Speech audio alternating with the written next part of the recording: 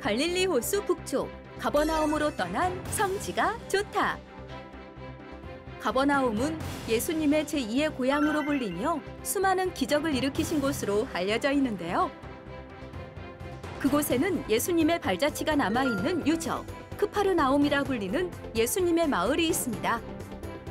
그곳에서 만난 베드로 집터의 변천사와 쉽게 방문할 수 없는 가버나움 정교회까지 복음의 이야기가 가득 담긴 현장을 향해 지금 바로 출발합니다. 자, 갈릴리 가버나움입니다. 자, 특히 이제 갈릴리 호수의 북쪽에 요단강, 상요단강이 유입되는 곳에 가버나움과 고라신과 벳세다의 세 마을은 예수님 시대 때의 가장 대표적인 세 성읍이었고요. 그러면서도 어촌이었죠. 자, 오늘날의 이 가버나움의 유적의 모습입니다.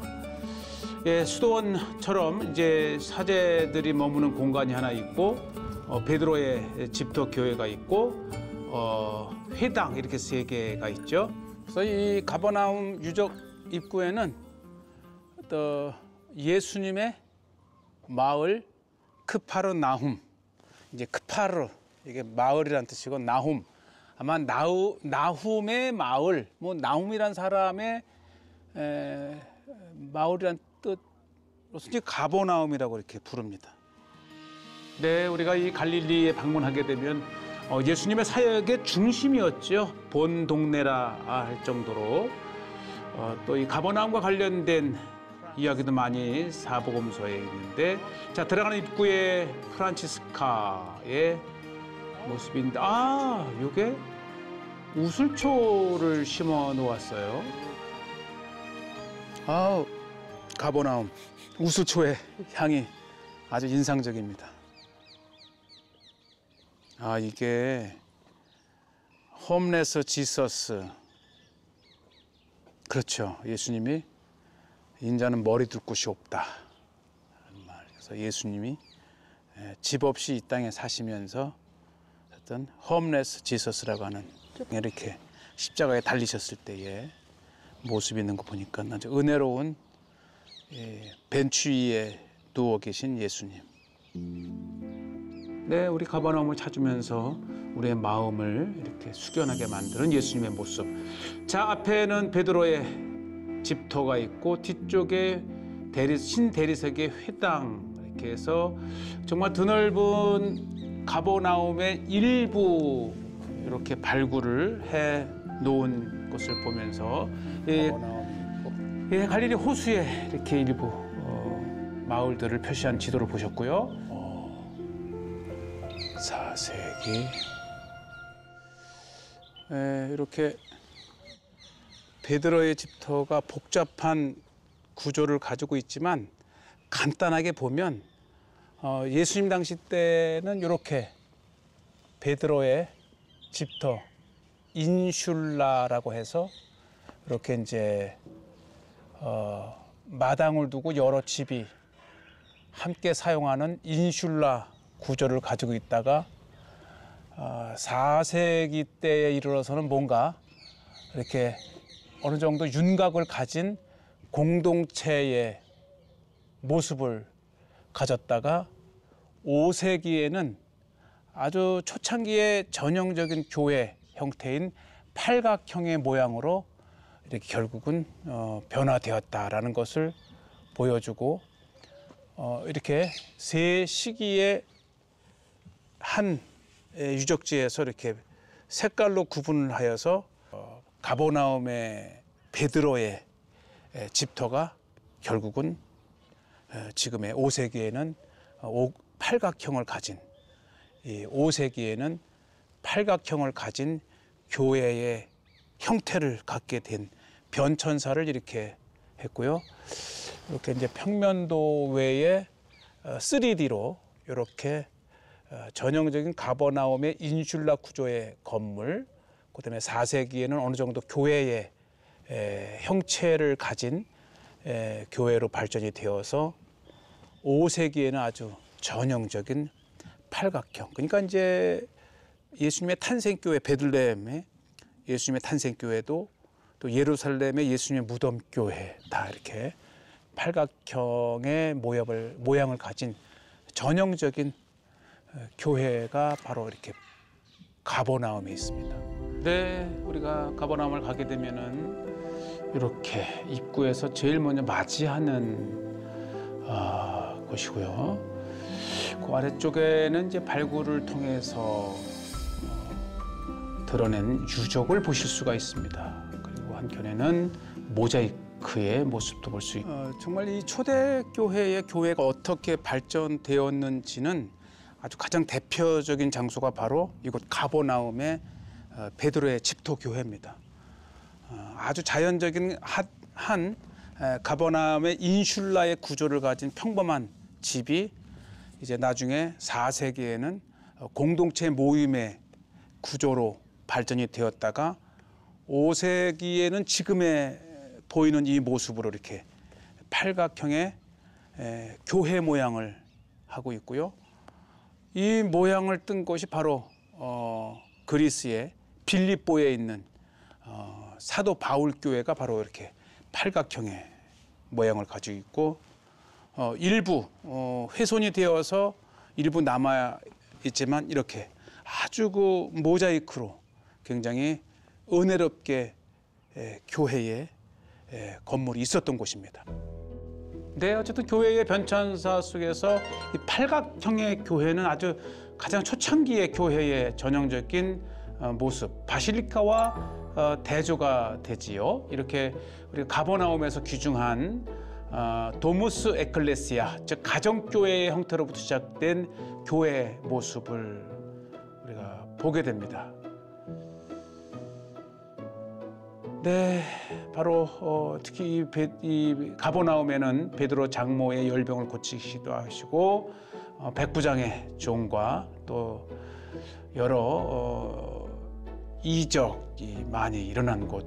그래서 가버나움을 예수님의 본 동네라고도 얘기를 하는데 베드로의 집터 교회 안에 들어오니까 이렇게 바닥에 유리로 인슐라의 집터에서부터 4세기의 초기 교회 그리고 5세기의 팔각형의 이렇게 교회의 모습을 내려다볼 수 있습니다.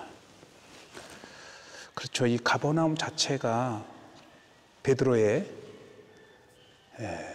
본동네, 베드로의 집터이기 때문에 아마 이 인근에서 가장 큰 교회당이 세워졌던 것 같아요. 무엇보다도 예수님을 따랐던 초기의 제자들이 이제 규모가 인원이 늘어나면서 이제 한 가정에서 모이다가 또 가정교회의 형태를 가지고 점점 커가면서 이제 비잔틴 시대 때에 기독교가 공인이 되면서 로마 제국 내에서 정식으로 교회가 건축되어 가는 과정에 팔각형 교회, 특히 이제 로마는 이제 바실리카라고 하는 공회당을 개조해서 대대적인 바실리카 양식의 교회가 나타나기도 했지요. 예, 은혜롭게 성지순례 중에 볼 수 있는 베드로의 집터 교회에서 내다보는 유적과 회당이 있습니다. 자, 우리가 이제 한번 회당도 가보면 좋겠지요. 특히 이렇게 드론을 통해서 베드로의 집터 교회와 가버나움, 특히 가버나움에는 예수님 시대 때의 회당이 있습니다. 물론 이제 2세기경이지만 바로 그 이전 회당에서 계속 이렇게 지어졌다고 생각하면 정말 예수님께서 이곳에 들어오셨죠. 또 이곳에서 예수님이 말씀을 전했던 생생한 현장이 이렇게 가버나움의 회당을 통해서 알려줍니다. 네, 가버나움의 입구는 예루살렘을 향해 이렇게 있죠. 안에 들어가게 되면 이제 고린도식의 아주 잘 지어진 가버나움의 회당. 이 마가복음 1장 21절에 보면 예수님께서 가버나움에 오셔서 회당에 들어간 내용이 있는데 그들이 가버나움에 들어가니라 예수께서 곧 안식일에 회당에 들어가 가르치심에. 바로 가버나움에서 발견된 회당입니다.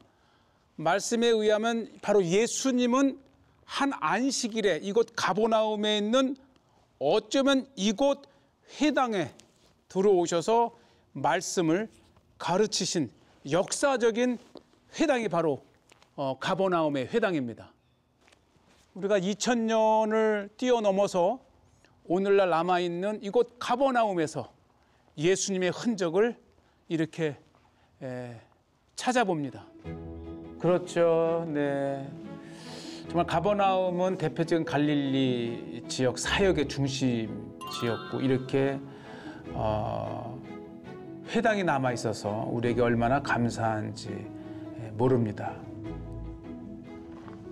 제가 가버나움 올 적마다 가장 인상적인 것이 있는데 바로 연자맷돌입니다. 소자 하나를 실족해 한 자는 연자맷돌을 목에 걸고 물에 던질지니라. 그만큼 한 영혼, 한 성도를 실족해 하는 것이 얼마나 큰 예수님께서 싫어하시는 일인지를 알 수가 있지요. 연자맷돌. 네, 일부가 이렇게 발굴이 되어 있지만 이곳에서 나온 연자맷돌이 예수님이 하신 말씀을 이렇게 되새겨 주는 듯 있고요. 이렇게 회당을 보면서 나오면은 회당 석가래에서 나온 여러 문양들을 가진 석가래라는 것들을 보게 되는데 너무나도 귀한 자료가 이곳 석가래에 새겨져 있습니다. 당시 이 유대교회에서 또 회당에 장식했던 또 유대교회에서 귀중하게 생각했던 그런 문양들이 모인지를 이렇게 볼 수가 있고요. 네, 특히 이곳에 이제 메노라를 그려놓음으로써 회당 유대교에 있고 또 이곳에 이제 이정표가 될 만한 세베대의 아들이라는 이름이 적혀져 있는 문구도 히브리어 문구가 이렇게 발견이 됩니다. 가버나움에서 가장 귀한 것 중에 하나가 이 석가래에 바로 법궤, 마차에 실린 법궤가 이렇게 새겨져 있습니다. 남유다의 시드기야 왕, 마지막 왕 때의 행방이 없어진 행방을 찾을 수 없는 법궤의 그림이 바로 이 가버나움의 회당 석가래에 이렇게 그려져 있습니다. 네, 너무나 귀합니다. 우리가 법궤의 존재는 정말 미스테리이지만 이렇게 유대교 회당에 법궤가 그려져 있었다고 하는 것. 네, 그리고 이제 다윗의 방패, 다윗의 별이라 그러죠. 오늘날 이스라엘의 국기에 이 다윗별처럼 별이 있는데 이게 자세히 보면 이 6개의 별이 있는 것은 다윗의 별. 그 다음에 이렇게 하나, 둘, 셋, 넷, 다섯 개의 이 핀이 있는 별은 솔로몬의 별입니다. 5개의 솔로몬의 별과 6개의 다윗의 별이 이렇게 구분이 돼 있어요.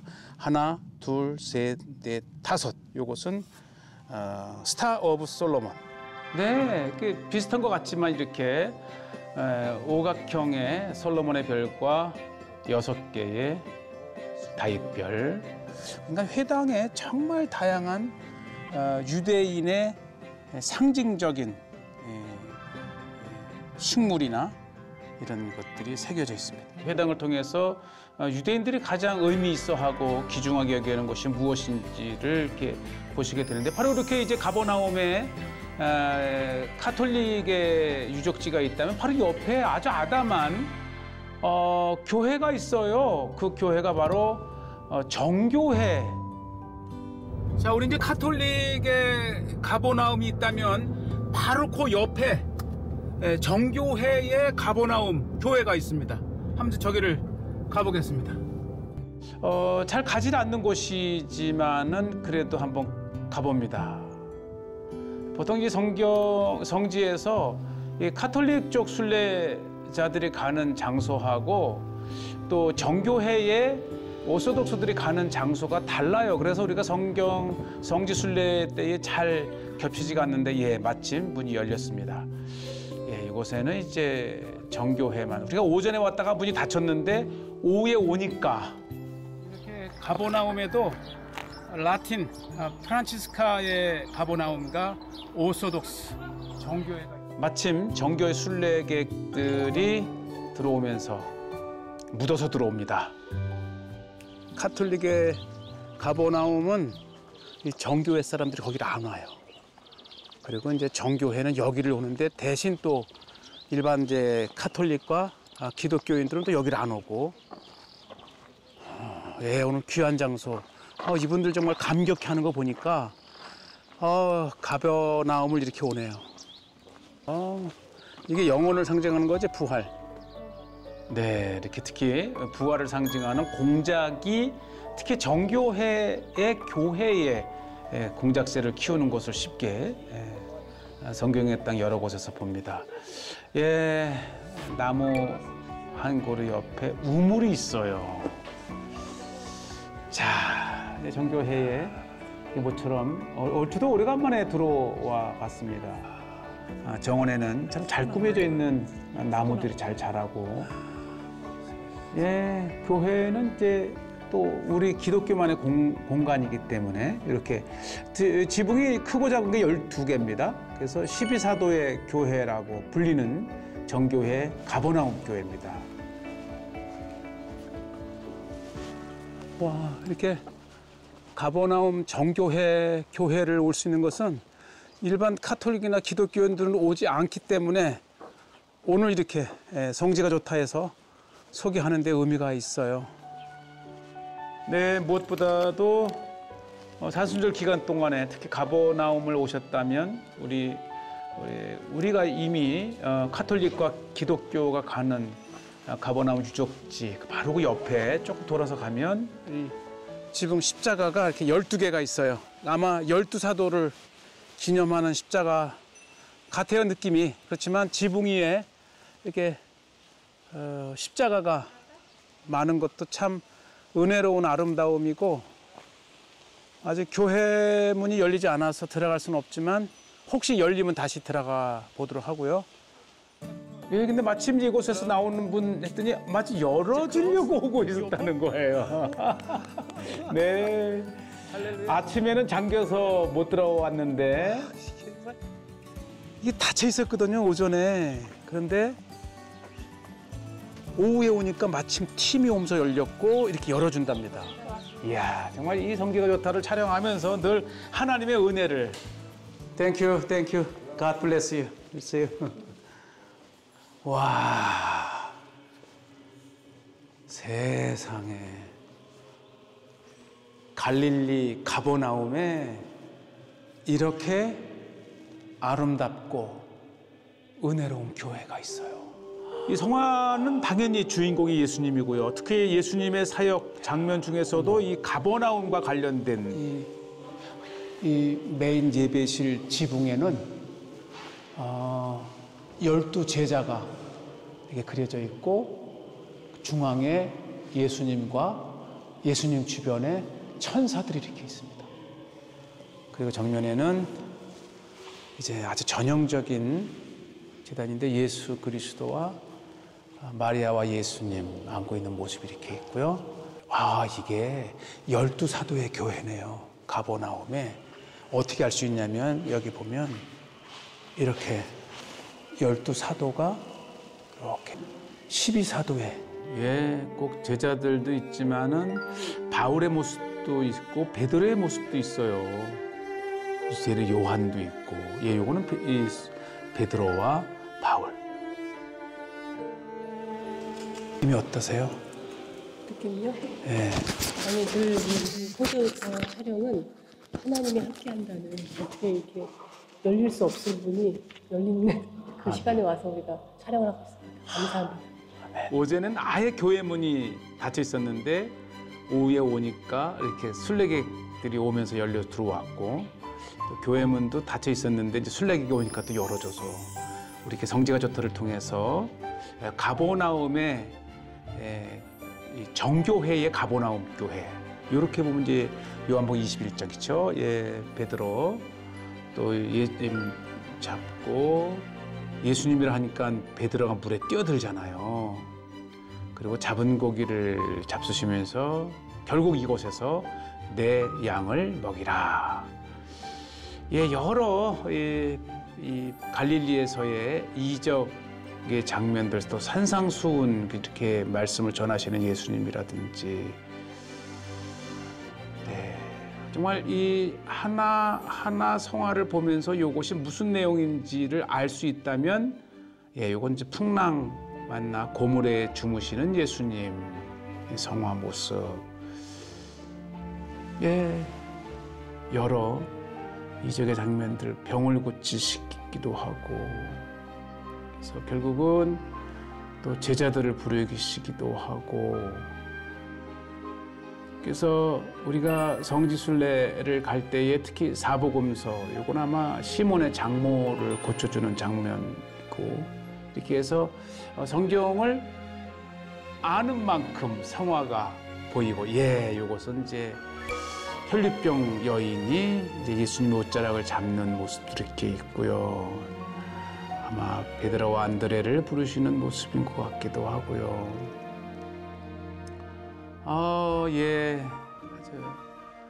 시간 가는 줄 모르고 성화 하나하나를 보면서 예수님의 사역. 이것은 이제 천국과 지옥을 저렇게 저울에 달아서 심판의 날에 지옥으로 또 천국으로.